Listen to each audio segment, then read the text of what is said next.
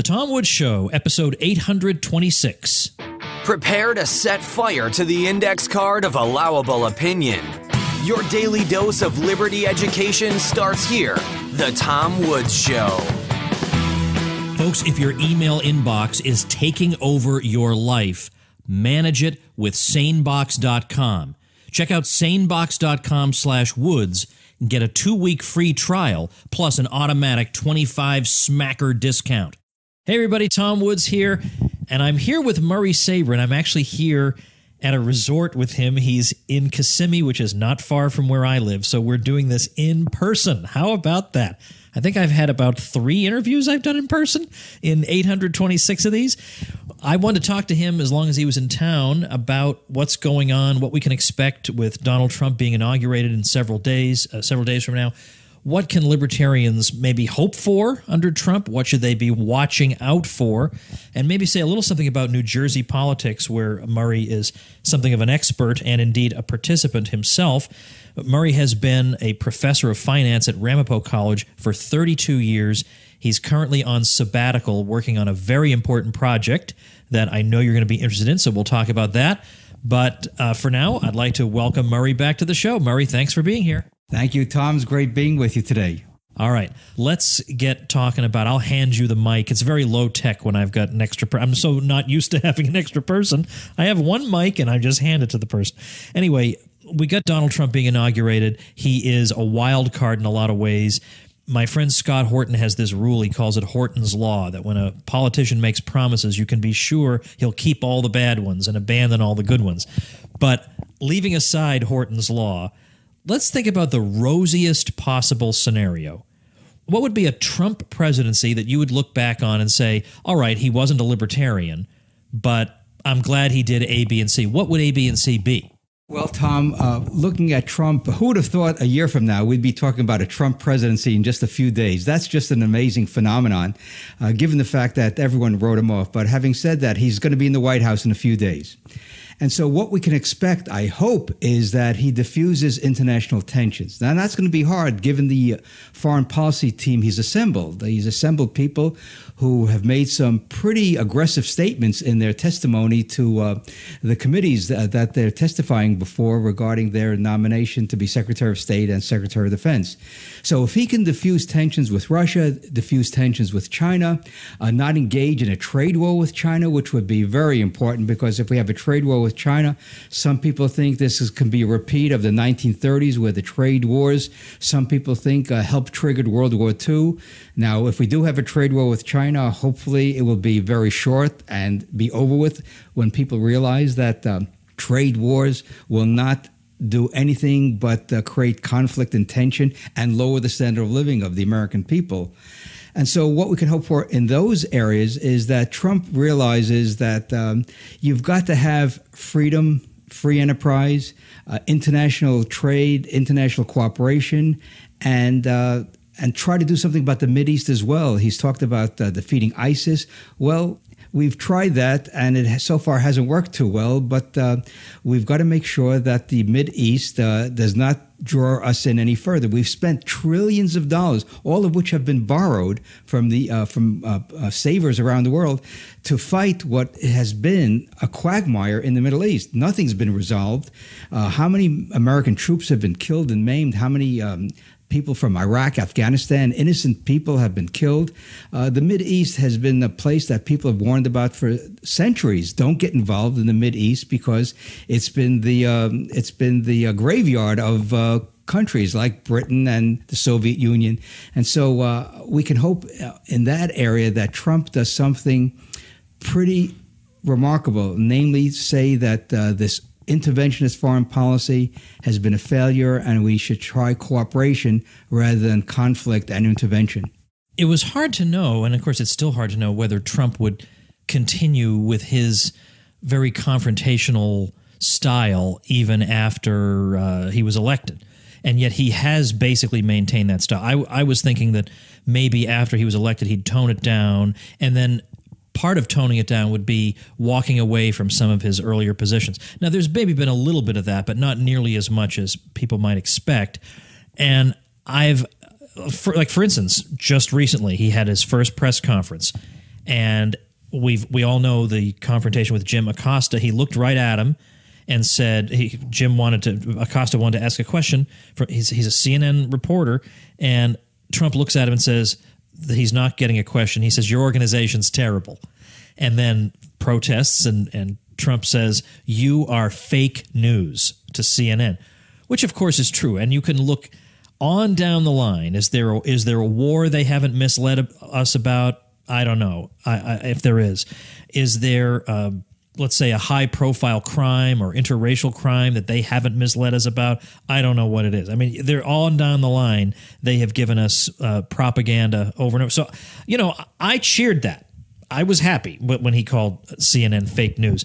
Now, but another thing beyond that, maybe you can get your comment on that in a minute, but I recently spoke to a couple of people who know Betsy DeVos. They know the DeVos family. Now, she's the nominee for Secretary of Education. And I thought the left was totally overreacting when they said, oh, she's an opponent of public education. She'd be the worst possible person. I thought, look, these people get hysterical about anything. They'd be hysterical if he appointed Bob Dole, So I didn't think it was a big deal. But these people assured me, yeah, okay, she likes school choice in a way that I don't really like it. But they say, actually, she is kind of an opponent of public schools. So it kind of makes me feel like maybe we somehow managed to sneak in a decent one. Is that possible? It's always possible. You just never know until people get into office and implement policy. And the thing that we have to watch about Trump is he seems to think he's the CEO of the American economy instead of President of the United States, whose job it is to defend the Constitution, the American people's rights. So that's where I think the wild card is. If he thinks that he can micromanage the U.S. economy and that his role as president is to, quote, protect American jobs, that's not the role of the president of the United States. Ron Paul didn't say the president is supposed to protect jobs. No libertarian says the role of government is to protect jobs. The role of government is to protect rights. That's what limited government is all about. Unfortunately, Trump, as a CEO of his organization, thinks that he can micromanage the U.S. economy, which again is another example of what Hayek would call the fatal conceit, that he can have good outcomes by badgering people to stay in the United States, even though it may be in their self-interest to build a plant overseas. But we'll see exactly what happens as the 2017 unfolds and we go into 2018. But it's going to be a rocky political environment given the press's hostility to Trump. And I've never seen anything like this because the press usually treats a president or president-elect with some element of respect that even though they may not like him, there's a protocol that you have. You don't badger the president of the United States in a press conference. You are called upon, and if you're not called upon, sit down and behave yourself. Show some courtesy. I mean, it's appalling what's happened. And then I don't know if anyone has said this on your show or in the media in general. You know who I blame for the tenor of this campaign and what's happened? Megyn Kelly. If people recall, the first question out of her mouth in the first Republican debate during the primary was about Trump's view of women. And she made a statement that I found such appalling about what Trump allegedly said about women. And that set, I think, the tone of this campaign. Instead, the question I would have asked if I were in that position was, Mr. Trump, everyone on this stage has held political office, either as a governor or a senator or a current senator, and you would be the first president since Dwight Eisenhower who never held political office. What makes you qualified to be president? If she had taken the higher road and asked that question, I think we would have had a much different Donald Trump. I think so, but we will never know because I think she really poisoned the atmosphere in American politics by asking that question about some personal remarks that he may or may have not made in the past. So that's why when I first saw Megyn Kelly on TV, and I only saw her recently, I was appalled the way she behaved on TV. I was just incredulous that she's worth what people think she's worth because she's a good-looking. I wouldn't even call her articulate. I mean, I was just really amazed that she sounded like somebody that just graduated from a high school in Southern California. That she was just acting like a sorority girl. I just couldn't believe it. And so Trump has a lot of work to do, especially with the press, because they can tear down a president. As we know in the past, if the press doesn't like you, they will go after you like they did after Nixon.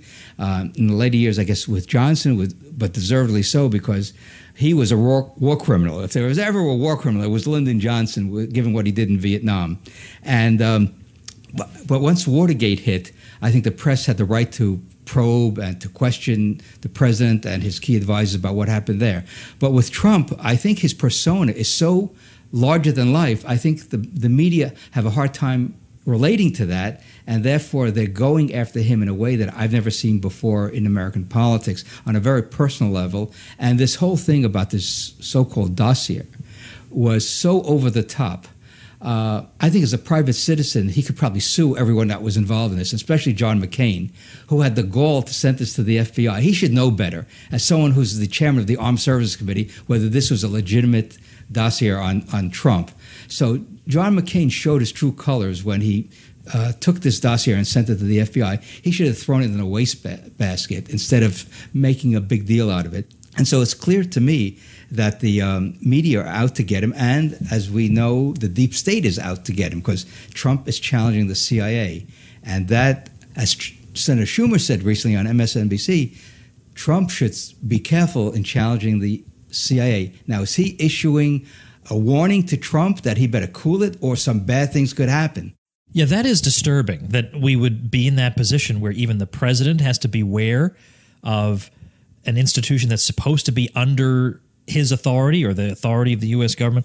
Yeah, that is a crazy situation. I think with the press, it's going to be interesting to see how Trump, frankly, manages his Twitter account after he's president. Is he going to continue to go after these people and make their lives very unpleasant? I mean, Lindsey Graham was made fun of in that press conference, and Trump said Lindsey will crack that 1% barrier one of these days. I mean, Lindsey Graham gets slammed to the ground every time he goes after Trump. You would think after a while he would just stop doing it. So it'll be interesting to see how he manages the press for sure. I'm interested in this trade issue, of course, as a lot of us are. This is something we have to keep an eye on because Trump, we all know what his views on trade are. I want to get your thoughts about this because I think in middle America, it plays very well when Trump says, I basically told this company, you better not relocate to Mexico. And all of a sudden, they have promised to create 100,000 jobs in America. People are cheering, make America great again. They love it. That plays well. Whereas if you say, well, yeah, there's that, but there are many other reasons that indirectly you're going to be impoverished by this, people stop listening to you 33% of the way through that sentence. So how would you reach somebody? I mean, you've been in politics, and somebody asks you a question. How would you say to them that international trade, unfettered international trade, is a good thing for you? And it's not a matter of, well, you're going to lose your job to Chinese people earning $1.50 an hour.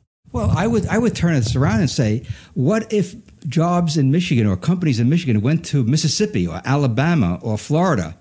They're taking jobs away from people in Michigan and Wisconsin and Ohio and Indiana. Should we stop companies from relocating in the United States? So if we shouldn't do that, then why should we stop companies from relocating outside the United States? In other words, if you take any argument that the left has or the interventionists have and you turn it around on them, then you can see the illogic of their argument. International trade is wonderful. In fact, this whole issue of a trade deficit, the way I teach my students about a trade deficit is, how many of you go shopping to your local supermarket? Your family goes and maybe spends $200, $300 a week at your local supermarket. Guess what? The local supermarket doesn't buy anything from your family. You're running a trade deficit with your local supermarket, yet you're happy, they're happy, everyone's happy. Why? Because you're producing something that you're earning money for that you're then using to buy the things that you want, no matter where it's located. But on the other hand, people will say the difference is that in the U.S., all we're producing is treasuries. And in the long run, there's no way that that's going to work out for us. Well, if you look at international trade, again, I haven't done a lot of research in where the money's coming, but look at all the companies that have set up shop in the United States, in the southern part of the United States. Honda, Toyota, Kia, BMW. I mean, they're all over the southern part of the United States. Why? Because they have much favorable regulations and favorable tax rates compared to the Northeast. So that's one of the reasons that the Northeast is losing jobs to the South and other parts of the world. So again, it's a matter of what factors determine the location of a business or an industry. It has to do with all the favorable economic, social, environmental regulations that will prevent companies from having a good rate of return in the Northeast. Back in the 1960s, your neck of the woods where you grew up, the textile industry was moving out of the Northeast because of high costs. They were moving down south. And so this is the evolution of an economy, whether it's a local economy, a regional economy, a national economy, or an international economy. I mean, the next frontier for investing, according to some people, is Africa, because you have low cost. If they get their act together and have political and social stability, you have populations that will probably gain skills that will allow them to increase their productivity over the next 100 and 150, 200 years. So that's where people will be looking for, just as 40 years ago. Who would have thought China would be the economic powerhouse there today, or South Korea, or other parts of the Asian continent? So again, this is an evolutionary process, and we shouldn't be afraid of free enterprise. We shouldn't be afraid of free trade. We shouldn't be afraid of working with companies around the world. What we need are the elements that libertarians and Austrian economists have been talking about for a couple centuries now, 150 years, is you need limited government, you need the rule of law, you need sound money, and you need low taxes. I mean, those are the ingredients that make economies prosper. When you look at the trend in manufacturing employment, it turns out that the so-called job losses are overwhelmingly attributable to increased productivity in manufacturing, so that you need fewer people to do the same amount of work, which is what an economy is trying to do. An economy is trying to economize on inputs, so that now we have labor that is free to do other things. And people will say, oh, but there's nothing for those people to do. Well, just think to yourself, you can't think of something you could hire somebody to do if there were available labor? The more we're able to produce, the lower the prices of those things will be, the more your paycheck will extend, and the more we'll be able to demand many other things and many other services. But it seems like this whole thing about we've got to bring jobs back from China, you're trying to bring back a very small number of jobs that, even, again, given the trend toward automation, even these jobs are going to be very temporary. Much better to try to adjust to the world we live in. And also, how about the fact that in our government-run schools, nobody is taught, why don't you figure out what your niche is or what you should specialize in, so that when you get out of here, you have some clue what to do. No kid has any idea what to do when he gets out of high school, other than to go to college for 4 years and then after that have no idea what to do after that. They do a terrible job of that, and nobody mentions that. All right, we got plenty more to talk about. Let's first thank our sponsor.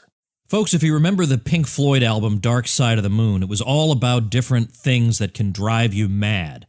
Well, one of those things in my case is email. You can't imagine how much email I get every day, and it takes over my life, and it makes me anxious, and how am I going to answer it all, and how do I sort through it? And I now have the solution thanks to sanebox.com, SANEBOX.com. It sorts my email according to how important it is. That's right, it figures that out. Now, I nudge it along. I give it some hints here and there. And it also can have my email come back to me on a particular day when I know I'll have time to deal with it. So instead of thinking, oh, I got to go back and look at my email from 5 days ago to get to those 3 I didn't answer, no, I can just tell SaneBox, send me these tomorrow, or send them to me 2 days from now at 3 p.m., because I know I'll be available then. It has those tools and more. I can't recommend it enough. Get a 2-week free trial, plus an automatic $25 discount if you decide to subscribe by checking out sanebox.com/woods. All right, let's get back to Trump here. He did say at one point something like he wants to have some rule whereby for every new regulation that's added, 2 will be repealed. That's a great idea, but that sounds to me like the typical Republican Party talking point that makes, Murray Sabrin and me happy, but then they never actually do it. But at the same time, I do think there is the likelihood of some reasonable regulatory relief, but I don't know what form it's going to take or how much of it there'll be. But if we get that, I would say that's certainly a net plus. Have you heard anything about what might happen in this area? I haven't followed that too closely, but there's a bigger picture here, that namely, speak to the people in business. Trump is the quintessential CEO. He deals with regulation as a real estate developer constantly. He should call in people from various industries, whether it's banking, big pharma, labor relations. Just go down the list of all the type of regulations that the federal government imposes on business and say, what can we do to get us toward a free market and deregulation? What are the things that we need to do that sound reasonable but are unnecessary for business to be productive? And if we did that, within 6 months to a year, we could probably deregulate most of the U.S. economy. Look what happened to Jimmy Carter, our Democrat. He brought in Alfred Kahn, the economist from Cornell, and they deregulated every major industry in the late 70s. And the Reagan administration, or the Reagan economy in the 1980s, was a beneficiary of that. Whether it's telecommunications, trucking, airlines, everything was deregulated. And guess what? Deregulation increases competition lowers prices. That means higher living standards for the people. It's a simple formula. You don't need to go further than that to say what are the things that are holding back or raising costs in different sectors of the economy, and let's get rid of them. Lock, stock, and barrel. Trump could do that within the first 6 months of his presidency, and the economy would get a big lift of that. You'd get more productivity out of workers. You'd get lower prices in different sectors, and the economy would grow faster than it has been under the so-called Obama expansion, which was the most tepid in the post-war period. So there's a lot Trump can do on the regulatory side without the need to, quote, stimulate the economy with this phony monetary policy and more government spending. Over lunch just now, we were talking about what's likely to happen in the economy over the next few years, and that there are some possible dangers. There, you could have a bubble bursting, and we were saying that, of course, it would be best if this is going to happen, from Trump's point of view, if this is going to happen during his watch, it would be best for it to happen as soon as possible.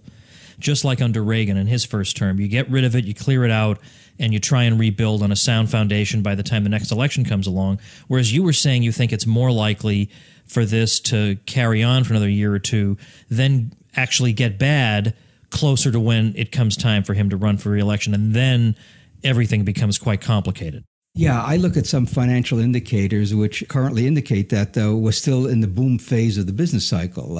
Interest rates are still relatively low. One of the things that's a good predictor of the beginning of a recession is an inverted yield curve, and we still have very low short-term rates. The other thing is a stock market indicator I follow. So when the stock market starts to roll over below a 10-month moving average, and you can find that on dshort.com website. It's a great website with a lot of charts and tables about financial and economic indicators. And there's one more that totally escaped me, which I don't have in front of me. But those are the two that are really important in terms of where the economy is going 6 months, a year down the road. And if we go back and look at what happened in 2007, 2008, we saw the stock market started rolling over in late 2007 and into 2008. The yield curve started inverting, and this was the perfect storm of the signaling, because the Fed was tightening up monetary policy because it was afraid that of the boom getting out of hand. So we've seen this twice in the last 25 years with the dot-com bubble and the housing bubble, and we're now in the third bubble. The biggest bubble we have, by the way, is the bond bubble. We've seen bond prices go through the roof, interest rates go down for 35 years. Some people think that we've reached the bottom in interest rates, that the long-term bond will start going up, as will short-term rates, and that will begin the countdown to when the next recession hits, which probably will be in 2018, 2019. No one can predict this in advance, but those are the indicators that I look for as guideposts as to how Fed monetary policy is going to affect the economy. And Robert Wenzel at Economic Policy Journal, he shows that the money supply growth has been pretty strong.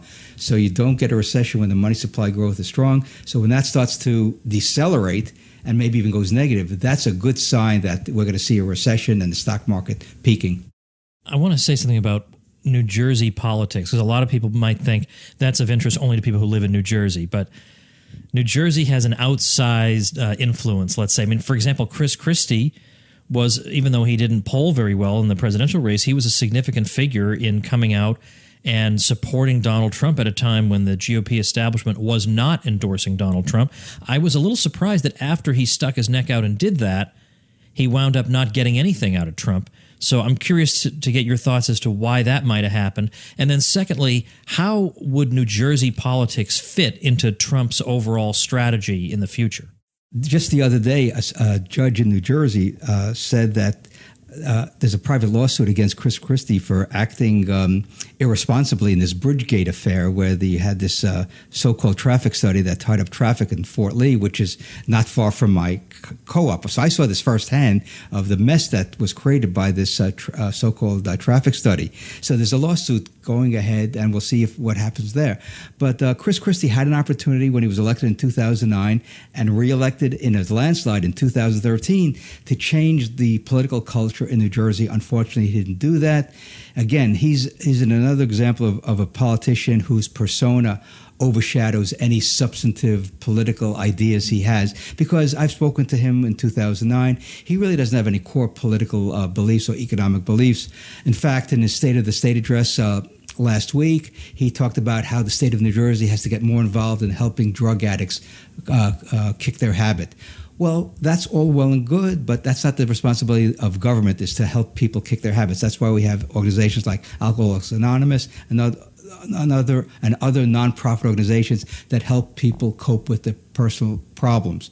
And the other thing Christie wants to do is he wants to mandate insurance companies paying for drug addiction programs. Again, using mandates, coercion of the state to solve a major problem. However, I think Chris Christie didn't get anything because of the Bridgegate situation in New Jersey. His son-in-law, Jared Kushner's father, was prosecuted by Chris Christie when he was a U.S. attorney. So that doesn't sit well with Jared Kushner. So I think that was a factor in Christie being pushed aside. And I think Christie wants to have the stage for himself. He's not a team player, for what I can see. He said he wouldn't take the vice presidency because how would I be able to function as a vice president? He likes the limelight. Having said that, there's a governor's race in New Jersey this year. One of only two. New Jersey and Virginia have governor's races in off years. And I emailed Kellyanne Conway saying Donald Trump should get behind one of the first state legislators in the country to endorse Donald Trump. And that was Senator Mike Doherty, who, by the way, endorsed Ron Paul for president twice in 2008 and 2012, who's probably the most fiscal conservative in the state of New Jersey. And I said, if Donald wants to have a national movement of clearing the swamp, of draining the swamp, he can start in New Jersey at the statewide level in 2017 by getting behind Senator Doherty. And that would help not only the movement, it would help the GOP in the state of New Jersey, because history is against the Republicans keeping the governor's office, because in New Jersey we seem to go back 8 years of Republican, 8 years of Democrats, and history is against the Republicans keeping the governor's race, governor's seat this year. The only one that I think that can have a real shot at being a Republican governor for a third consecutive term would be Mike Doherty, because he's a strong fiscal conservative. He's strong on the Second Amendment. He's pro-life. He's opposed to crony capitalism. How do you say that term? Lock, stock, and barrel. He is really as close to a libertarian within the Republican Party, someone who deeply believes in individual liberty and personal responsibility. I want you to tell us a little something about the project you're working on your sabbatical, because it would obviously be of interest to people who listen to this. On my blogs, starting this week, I will be posting the sort of a diary of what I'm doing. My sabbatical is going to be looking at the two bubbles that we've had, the dot-com bubble and the housing bubble, and see what the mainstream economists said, the Keynesians, the Austrians, the supply starters, the monetarists, and see who had the best analysis during the past 20 years. So I'll be doing that project from now till June. And then I have another project, which I'm really excited about, because I think this could have an impact on policy in the United States. The book is called The Next Revolution: Personal Social Responsibility and Financial Independence. That, I think, is the essence of what America is all about, that people take responsibility for their actions, they become financially independent as adults, and we don't need a welfare state. We have a nonprofit sector, a vibrant nonprofit sector in the United States. that helps people cope with problems.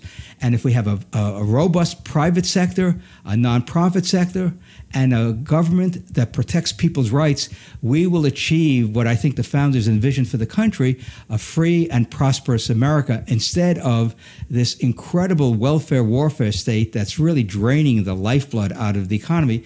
But the good news is that there's still enough free enterprise in this economy. As Warren Buffett has pointed out, the economy has grown for 230 years, but with fits and starts and sometimes terrible situations like the Great Recession, the Great Depression, which is very painful. If you have to go through a period of 3, 4, 5 years without a job or losing your business and losing your house, that is painful. So at the federal level, we have to get back to sound money. Ron Paul's movement is all about that. The libertarian movement is all about that. If we have all these things in place over the next 5 years, the 21st century could be one of the most incredible centuries in the history of the human race when we return to the principles that helped guide the founders to create this country in the first place. So I'm excited about getting involved with these projects and having an impact on the public discussion. And you never know, what you do will have a long-lasting impact, because I just had a birthday milestone last month, and you want to leave a certain legacy behind as to what you've accomplished to make the country a little bit better than you saw it in the first place. Well, these are great projects, very worthy, and I'm glad you have the time to do them. Tell us is your website? Well, actually, you tell us the website. The website is murraysabrin.com. That's MurraySabrin.com. And I'll be posting probably a nightly log of what I've done every single day on this sabbatical, because it's an exciting project of looking backwards and saying, hey, what did all these supposedly smart people say about the economy? What were they saying in real time as the economy was unfolding? And what did they get right? What did they get wrong? And just have a discussion about what is the best way to understand how the economy unfolds. And I think everyone knows where I'm coming from. I think the Austrians were very good in the 1990s, talking about the dot-com bubble and the housing bubble. There's a vast literature by Austrians. But what did the Keynesians, the monetarists, supply starters say also that was consistent with good economic financial analysis, as opposed to just pontificating about the economy? Well, we'll look forward to those. And in fact, I'll have to have you back on to talk about your findings in the current project that you're working on now. Thanks a lot. It's been fun seeing you today, and I appreciate you doing this. Thanks, Tom. It's always a pleasure, and congratulations on being one of the great pillars of the liberty movement. I hope that people listen to your show far and wide, because the guests that you bring on have so much insight into what's happening in our country and around the world that if enough people listened, I think we would have a major change in this country. All right, everybody, that'll do it for today, except I do want to tell you about a brand new website created by yet another listener of the show, and it's called etinvisibilium.com. I'm not going to insult your intelligence by spelling out etinvisibilium.com, because I'm sure you are all knowledgeable in Latin. And also, if you're not, you can always just go to tomwoods.com/826 and you'll see this site linked as the listener website mentioned. It's a blog about economics, of course, and et invisibilium is a reference in this case to what is unseen, the old Frederick Bastiat distinction between what is seen and what is unseen. The government builds a bridge with taxpayer money. The bridge is what is seen. What would have been built with that money had the government not spent it on a bridge is what is not seen. And by neglecting what is not seen, we make a lot of really, really bad policy. And that's really what this site is looking to uncover, all the unseen. Of course, we can't know necessarily what we would have had otherwise, but we can know that we are missing something.